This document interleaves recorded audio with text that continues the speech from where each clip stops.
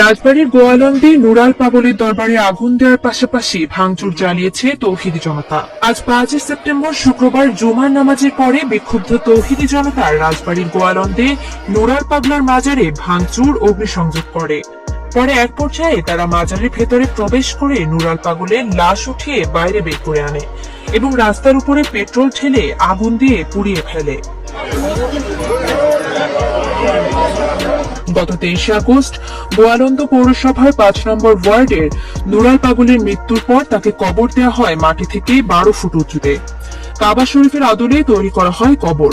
এ নিয়ে গত কয়েকদিন ধরেই উত্তেজনা চলছিল জেলা জুড়ে, ফুঁসে উঠেছিল তৌহিদি জনতা। তারই ধারাবাহিকতায় শুক্রবার জুম্মার পর বিক্ষোভ সমাবেশ করে তৌহিদি জনতা। বিক্ষোভ থেকে হামলা চালানো হয় নুরাল পাগলের দরবার শরীফে। পাল্টা আক্রমণ করেন নুরাল পাগলের ভক্তরা। তুমুল সংঘর্ষে দুই পক্ষের শতাধিক মানুষ আহত হন।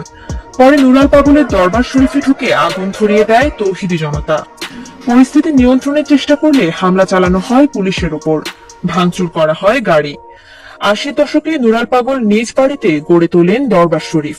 তিনি নিজেকে ইমাম মাহাদি দাবি করতেন বলেও অভিযোগ রয়েছে।